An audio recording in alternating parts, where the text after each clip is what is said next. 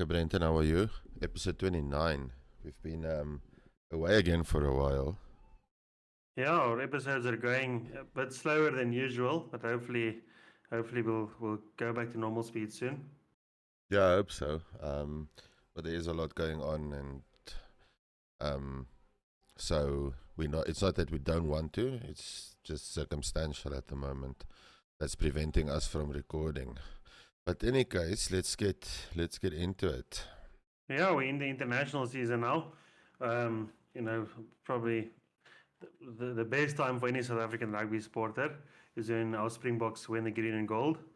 Um, So we'll cover a few of the other games, but obviously our main topic will be the preview for this weekend's game, Springboks versus Italy. I don't know if you want to do a short review on the Barbados game. I think that's been covered, extensively. Yes, by everybody, we missed out By on that opportunity. But yeah, well done to the boys. At the end of the day, it was still a convincing win against a weaker Barbarian side, considering a lot of the players they probably would have ended up choosing was either busy on international duty or with the British and Irish Lions. yeah. But let's cover our main subject, which will be the Springboks versus Italy, this Saturday, 5:10 past 5 South African time, which is exciting game. I know Italy aren't the best opposition, and that's no disrespect to them. They have been better in recent years than they've been, previously. They put on quite a show in the Six Nations, which means they obviously didn't get the wooden spoon. But I still think the Springboks are going to thrash them. And like I said, once again, no disrespect to Italy, and it's not me being cocky. I just think some of the takeaways from the Barbars game is that the Springboks are on a very, very good headspace at the moment. A lot of good new guys coming through. A lot of old guys like Ruud Jager that we haven't seen in a while. That's looking brilliant, like he never stopped playing. But yeah, I think this is going to be a very, very, very good game to watch. But yeah, I think it's going to be an overwhelming score. Yeah, I have to agree. We do take into consideration that Italy did play a fantastic game at home against the Irish, with they almost pulled a rabbit out of the hat. Yeah. And they had a convincing win last weekend against Namibia, Yeah. 73-6. So they're definitely coming to play. Mm. The big thing is, and I'm just gonna put this out there for the rest of the episode as well. Justin Marshall made a comment during the week, or where he said that it is actually quite disgusting that the European sides are not sending their full strength teams on this particular Agree. tour. Um, Yeah. I'm looking at we're part of the European Rugby series is now. We play in the EPCR, we play in the Champions Cup, URC. we're Yeah. playing in the URC. Due to that, we're following a lot more of the Premiership Rugby. We're following a lot more of the Yeah. top 14 and things like that. And I mean, I ranted and raved about this one particular player that I would have loved to see on this tour, which is the winger from Italy, Capuzzo, and he's not here. So I feel that there's a lot that they've got some of their star players. We're looking at people like Ferrari, who's gonna go down at prop. We're looking at Canone. Canone. We're looking at Menoncello on outside center. So it's not that they sent the weakest Not as possible bad side. as the French. Yeah, not as bad Yeah. as the French. Yes, but I do feel under the circumstances, Yeah. there was no reason to not send full Yeah. strength Well, sides unless there was an injury. yeah, I'll dive in. I will give my take on that when we get to the France versus New Zealand. But I definitely agree with what you're saying, Timo. But let's have a look at the teams. We'll start off with the Springbok team. So the first thing that stands out for me is we've got our all 2019 lock pairing and lock bench back with its Ebenezer and Loet Yagru was in amazing form against the Barbars. He played like a beast. Obviously, Ebenezer is the best lock in the world, so no taking away from him. We got Franco Mostert and then Arge Steyman coming off the bench. So imagine battling Eben and Loet for 50 minutes, and then just when you think, they're tiring out, you got a combination of Arge Steyman and Franco Mostert that comes on, so that must be scary for any team, not just the Italians. Then you've got Ox, Volcalo who's getting a start, I like Volcalo, but I'm still a bit sore with the Bulls that lost to was the Leinster in the finals in the URC, and how bad the scrums are looking. But I'm sure our scrums will look a lot better. I don't know if you noticed, our scrums weren't looking too hot against the Barbars either. And the first one, we destroyed them, and then after that, we were even losing some. So I really hope come Stoldon is going to start paying off. But yeah, the scrums weren't as hot as I thought they would be. I'm sure that is something the Springboks will be looking at, and trying to emphasize against Italy, and then obviously for the rest of the season. And then we got Marco van Staden. I know that you don't like him. I know that a lot of people don't like him, but I really do. I think his work rate is amazing.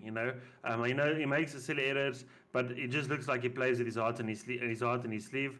Vincent Tutuka, I've called it before. I know you don't like him. I love him. I think he had a brilliant game against the Barbars last weekend.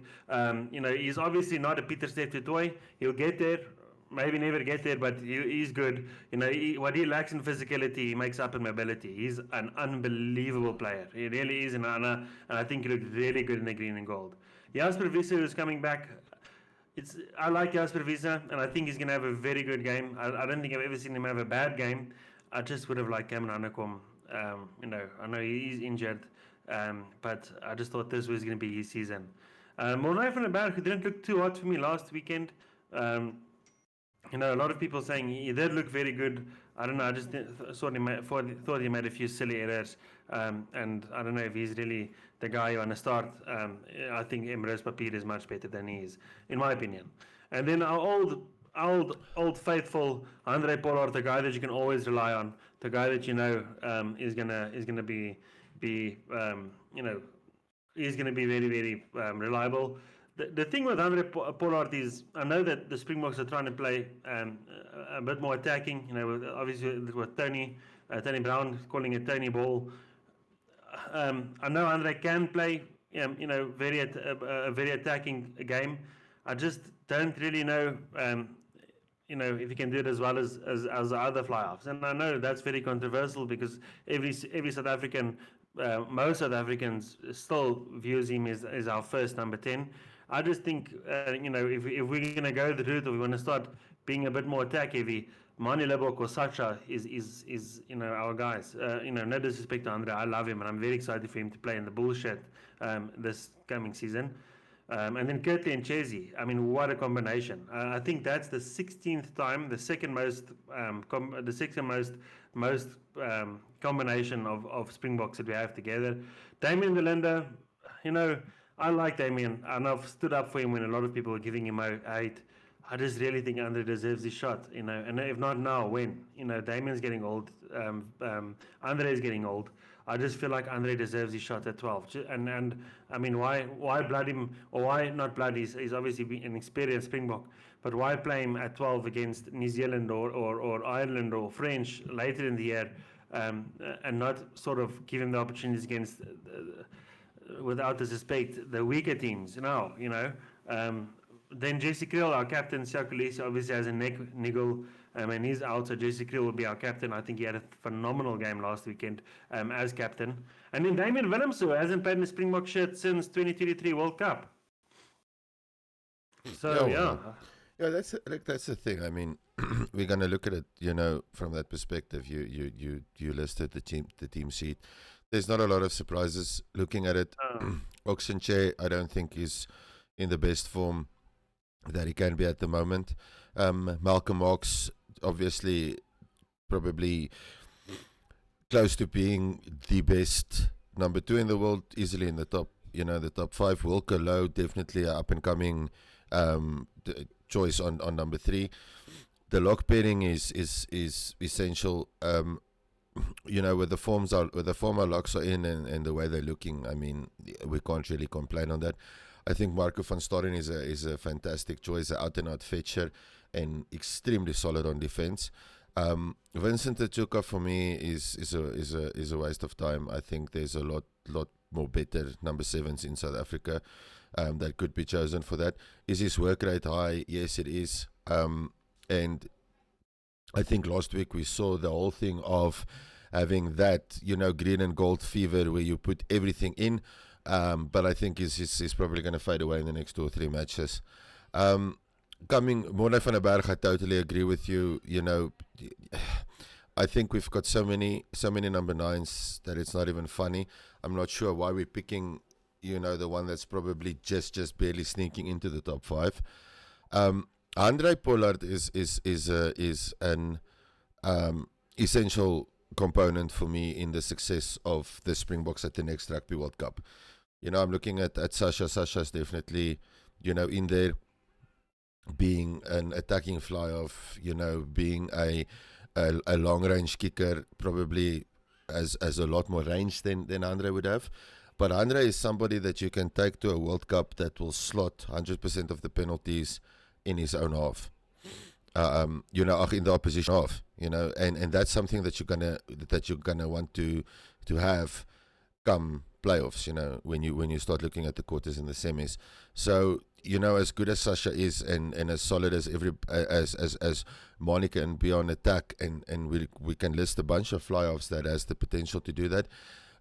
If I had to pick a fly-off right now with a gun against my head to play for us the next World Cup, it would still be Andre Pollard, just plainly due to reliability, especially when it comes to taking the points.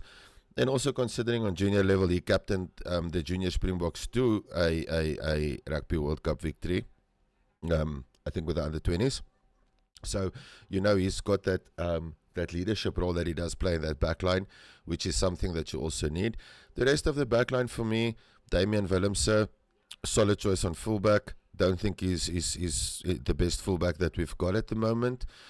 Think he's lacking game time, so it's a good thing to play him against a side like 100%. Italy or a side like the Barbarians and stuff, where you can just kind of ease back into it and stuff like that. I do agree with the center pairing that you brought up. I do feel that we've got so much talent that's coming through on center. We mentioned a bunch of them that weren't even picked for this squad. Jerenzo Julius comes to mind. Suleiman Heisenberg comes to mind. So there are so many younger centers that we've got. You mentioned Andre Esterhuizen, which is probably our best option for inside center when it comes to the next Rugby World Cup. As much as we appreciate the services of Dialende and Jesse Kriel, I just feel that it is time. Those are crucial positions when it comes to our play styles, when it comes to what is expected from our centers. And I just honestly don't see any one of these two guys, getting to the next World Cup and making a big impact like they've done in the previous 2 World Cups.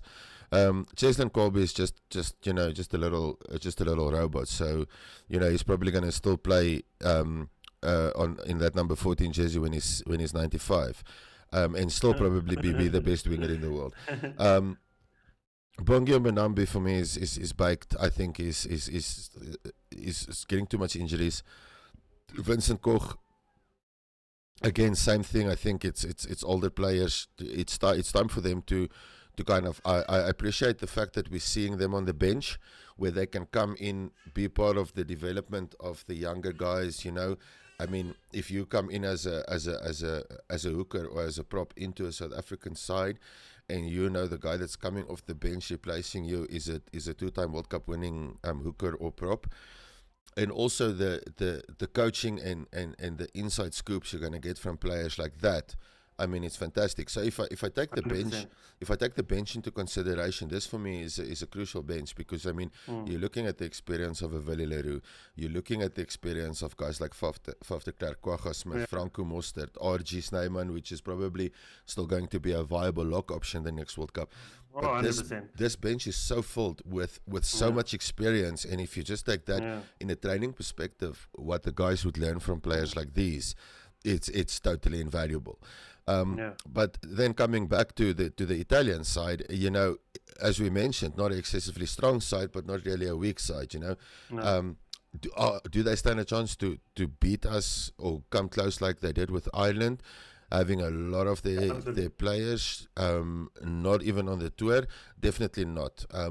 I actually think that I chose South Africa with a ridiculous score in my predictions. I actually think I chose South Africa with something like 48 points or something like that. And it's sad because, I mean, looking at the finances and stuff behind everything, the cost of actually attending a rugby match and stuff like that, and not just in South Africa, I'm talking 100%. about internationally. What they're doing for me, you know, in this regard it's actually just a tad pathetic, because I don't understand it. I'm not too angry at the Italians because I feel like they do have a lot of big names still, you know, and also they don't have a lot of teams to pick from, you know. So we, you know, obviously I think Capuezzo is actually injured, but I mean Axio Brex, I don't know if he's injured. He's not been chosen, and then obviously Monty Oyone. Sorry guys, I'm South African. He was also I don't know if he's injured, but he hasn't been picked. But I think there is still a few big names there, so I'm not too angry with the Italians, and I think, like again, I'm not being cocky, but I think even with that team we would have smashed them, you know. So go for it. But, you know, I don't know if you're ready to move on to the next game. The French versus the All Blacks, which is obviously, for me, very disrespectful. I think, I know a lot of, you see, to me, the French obviously they sort of prioritize their top 14 over international rugby. You know, I might be wrong, but that's the way I see it. Yeah, so like I was saying, if you have a look at the French side they've picked, it's a very, very young new team. You know, I mean, there's a few names that are obviously recognized, like Rabah Slimani, who plays for Leinster. You know, Legaric, the 9. I don't know where I know him from, but I've seen him a few times somewhere. Gail Fico, obviously, you know him. But I mean, it's very, very disrespectful to me, you know, in my point of view. And I think you hit the nail on the head when you said it costs a lot of money to watch these fucking games, you know. You expect the top teams to be playing, you know. If you think about it, New Zealand and France have sort of built up a little bit of a rivalry, you know, where France have beaten them in the last 3 matches. Obviously, the opening, or in the last 2 at least, and the opening in the Rugby World Cup. In the last 3, sorry. In 2021, the French beat them 40-25, and the Rugby World Cup opening game, they beat them 27-13. And then now, in the last year, end of year tour, they beat them 30-29. You know, so there's sort of a little rivalry going down here, and it feels like the French just don't care. So, you know, obviously, we were rooting for them big time in the Six Nations, but this is very, very disrespectful to me, you know. And, I mean, the All Blacks went full out. I mean, they have Ethan de Groot, Cody Taylor, Scott Barrett. I mean, Audrey Severe's playing. You know, looks like, I don't know why they chose Bowden Barrett over Damien McKenzie. I think he's better. I just thought that the Kiwis, you know, really, really rated Damien McKenzie, obviously coming up as an impact player.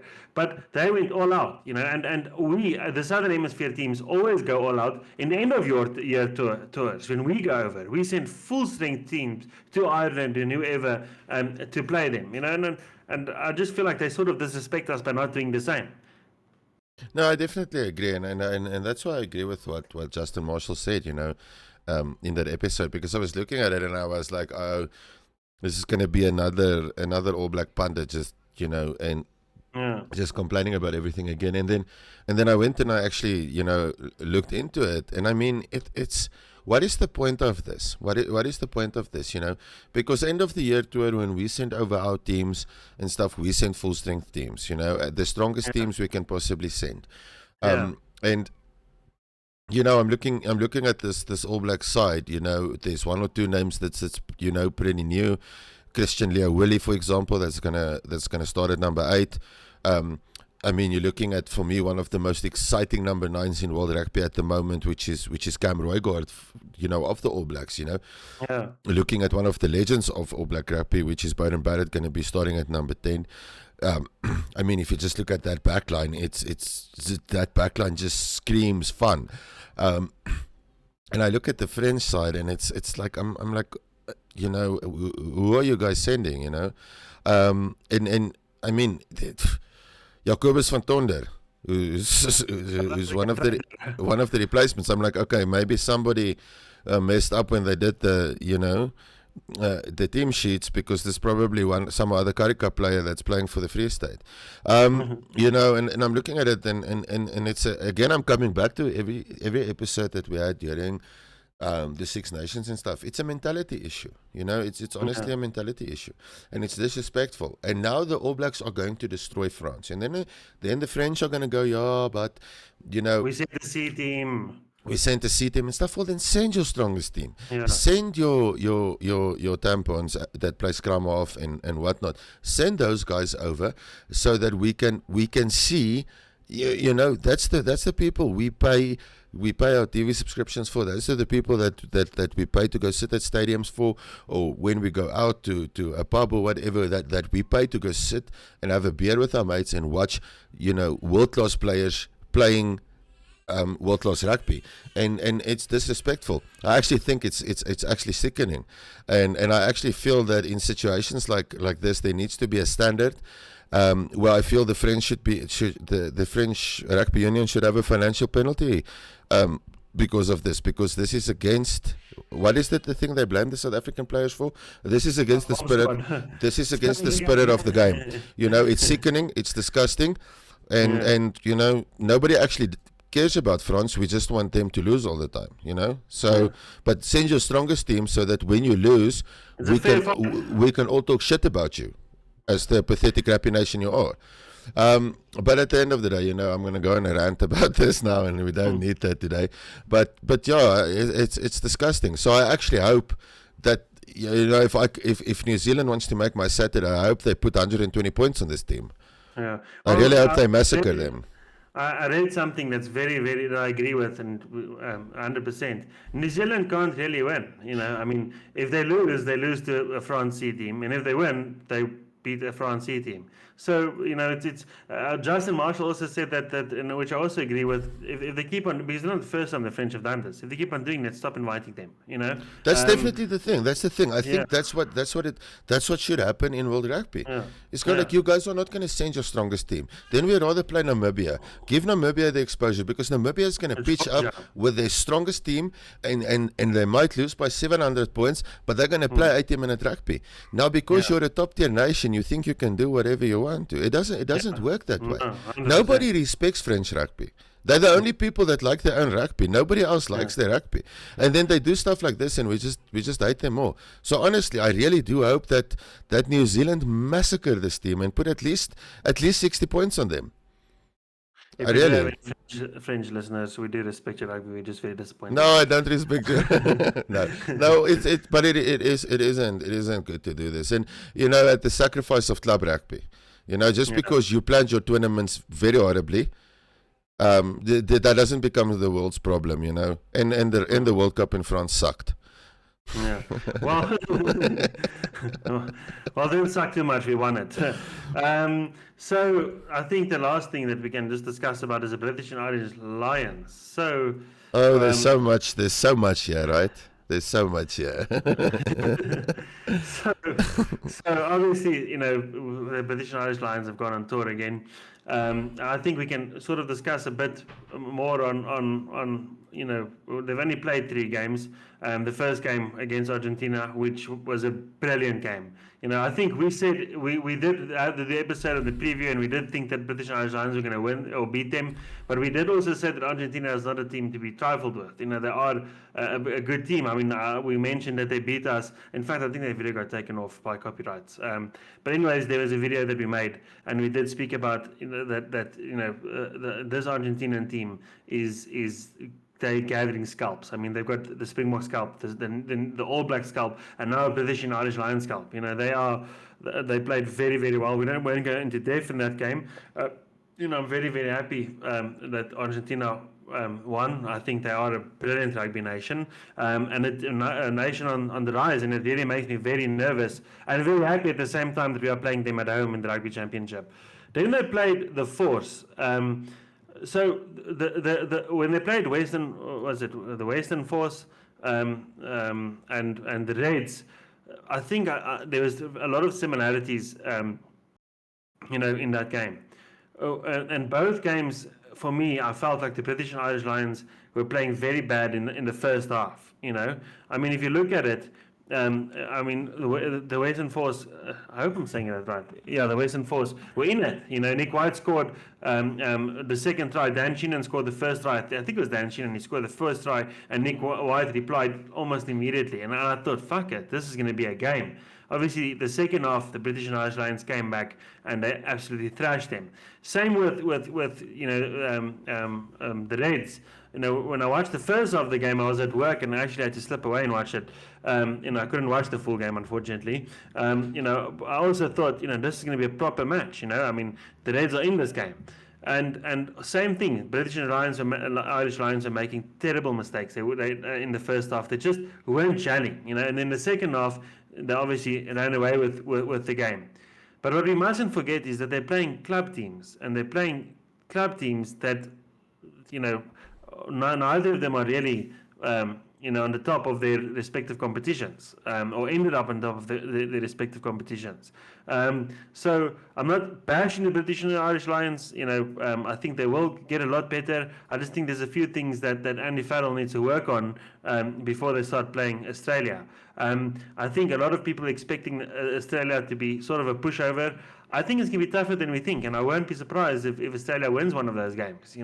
I think Australia are sort of a nation on the build, or a rugby team that's on the build, and I think it's going to be a tough series. And the British and Irish Lions, in all honesty, haven't really looked that convincing to me.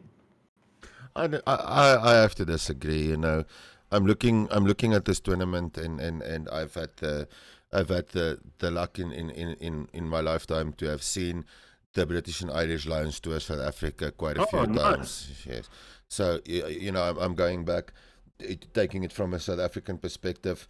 1997 was the first time that I saw the British and Irish Lions tour, in South Africa. Okay. Yeah, and at that stage, legends were born in South African rugby. That was the series where one of our great legends made his debut, which was Percy Montgomery. He made his debut against the British and Irish Lions in 1997. Moving forward, after we won the World Cup in 2007, sorry, they came over shortly after that World Cup in a massive test series. It was probably one of the most brutal British and Irish Lions tours that you could have seen. The last one they were here was 2019, just after 2019, during COVID 2020, and it was sad because obviously they weren't spectators. We had to watch it on rugby, but it is a spectacle. And I think the thing is, what they've achieved. Just remember, these guys haven't been training together for the last 4 years to get to this point. So it's in essence a bunch of club sides that have merged together to form this. The only difference is it's a bunch of club sides that have a shit ton of international experience between them, where the younger, more inexperienced Australian clubs are obviously paying the most for that. Yeah. Yeah, I I don't don't know. think Australia is going to be a walkover. I think Australia is going to go to fight. Yeah, There's a lot of problems in Australian rugby. We've discussed this in previous episodes. I'm not denying that. I do think, however, if we look at it in the bigger picture, it's still a rugby contest. And unlike the French, the British and Irish Lions are going to play full strength sides when they get to the yeah, point of playing against the British and Irish Lions tour, because you get this opportunity once every 12 years as a nation. Okay, so there's a lot of players in between those gaps that would have never had an opportunity to play against the British and Irish Lions. yeah, You know, 100%. and so the players that do get that opportunity, you pitch up and you give 190% for that 80 minutes, and you do that 3 weeks in a row, because there are not a lot of players in World Rugby that do get that opportunity. Yeah. You know? Yeah, I agree. I get what you're saying, and I agree with you, or parts of what you're saying. I just think, like, the way I see it, these are sort of the four top nations, obviously excluding France in the Northern Hemisphere. I just think they should be doing a lot better. I'll be honest with you. I mean, they're playing club sides. I know they haven't been together as long. They are clashing, but still, I think at that level, they are the top of the top, in their respective hemisphere. So I think they should be doing a lot better against, club sides from the Super Rugby. And I don't know, I think Australia is learning a lot from this, obviously the national team. Yeah. Look, just to say that you mentioned Argentina as well earlier. I believe they playing England this weekend at home as well. Yes. Yeah. So I think that's going to be a walkover for them, because England is obviously touring with a lot of the English players, yeah. with the British and Irish Lions and things like that. So I get that. But getting into it, it's an honor to play there. These guys are gonna give their all. Okay. The big thing with these club matches is they're winning all of these matches by 50 plus points. Yeah. So by the time they're gonna get to Australia, who's gonna be made up a lot by the players that they are playing against now, yeah. they're gonna have their tails in the air. And what they are doing now is they're allowing people like the two Smiths from England and whatnot to get their tails in the air. And if those guys have have a copious amounts of confidence going into a match against Australia, they're going to be a nightmare to stop, because those guys are confidence players. They want to go in, their tails in the air. They want to feel like they're on top of the world, and that's what the problem is that they're creating now. I mean, the last time that the British and Irish Lions toured South Africa, for example, they drew with the Stormers. Yeah. They didn't beat the Stormers. They drew with the Stormers. They pretty much didn't lose to any of our club sides, but it was it was very small margins though. It wasn't insane margins, I think did they not beat the Sharks with 50 points either? I think but it's not hard to beat the Sharks with 50 points. I think they lost to the South African A side, which they played first before obviously the main. They played the Sharks, and I think the Bulls pulled out, and they played the Sharks again, and they smashed them. I can't remember, but you might be right. They drew with the Stormers. They won the first game against the Springboks, and then they lost the last two. I mean, it's a few years ago, so I might be wrong on that. But anyways, I see that Owen Farrel has been called up to the British and Irish Lions, and I see there's a lot of hate. I don't understand that. I honestly, Brenty, I don't understand that.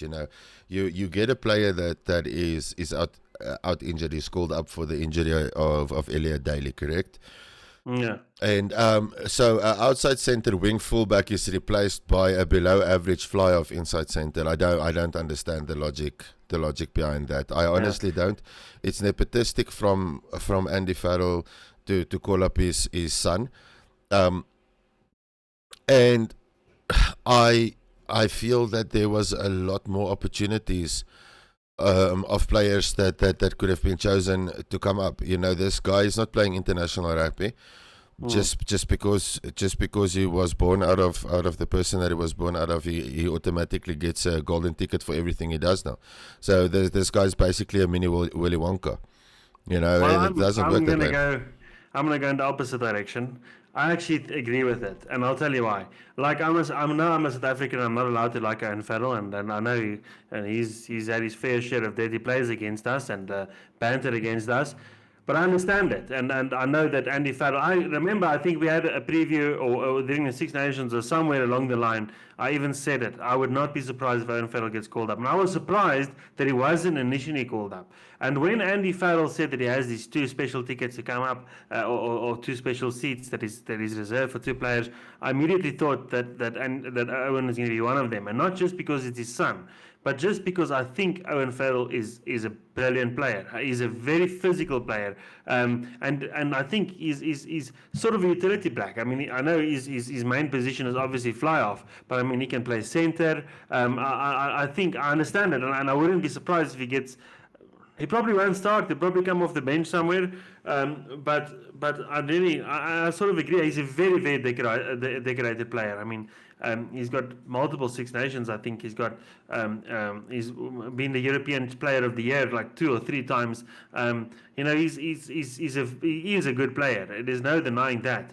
And I'm sort of happy for the guy, you know. And I know, like I said, I'm a South African. I'm not supposed to like him, and I'm not saying he's my favorite player. I just sort of see why he's been chosen. I think he can really add a lot to this British and Irish Lions team. Yeah, I just feel that there are players. You know, he hasn't played in 9 weeks. Um, he's not part of any international setup at the moment. So you want to tell me between the nations that you can pick from, and I'm going to mention the fullback that played fullback for Wales. In the Six Nations wasn't pulled up. You know, so I don't understand this. So for 9 weeks, this guy hasn't played, and he gets included into this. It's nepotistic. You can't measure. You don't know in what kind of form the guy is. You don't know if okay. So he's fit. Is he match fit? You know, is there any niggles that they're not aware of because he hasn't played physical contact rugby in 9 weeks? No, so I don't agree with it. I feel that it should be an honour to play for the British and Irish Lions. We've always respected when the British and Irish Lions have been touring because they always send the best possible players in those positions. This is a father-son moment, and it's almost as sickening as the French sending the teams to come play New Zealand. I honestly don't agree with it, and I think it's disgusting. He's a below average rugby thug, and he doesn't deserve to have actually ever played for the British and Irish Lions. I would start him against the Brumbies and just see where he's at, you know. Obviously I have someone like a Finn Smith or a what's the other Smith man? The other Marcus. no, Finn Russell, sorry, or Finn Russell coming off the bench. You know, just for in case he is or he could be, you know, as you say. But I would start him against the Brumbies and just see where he's at, you know. And also, we've got the Australian New Zealand 15 coming up. You know, have him play off the bench there. He's got 2 more games before the real game start. So you know, I think Andy has some time to see where he's at. I can understand, you know, obviously yourself and a lot of the Northern Hemisphere fans' frustration. Maybe it does come off a bit nepotism. Yes, nepotistic. Sorry, South Afrikaans. No. But I like I said, I'm actually happy. I predicted that he was going to get called up. I was surprised when he wasn't called up. And I think it is going to add value. I mean, he was there in the thick of it in you know, the previous British and Irish Lions tour. So I think there's a lot of experience he can give to the guys. No, I definitely agree. You know, yeah. From me, that's about that. I've just got one thing I want to add. If you want to move on before we end off.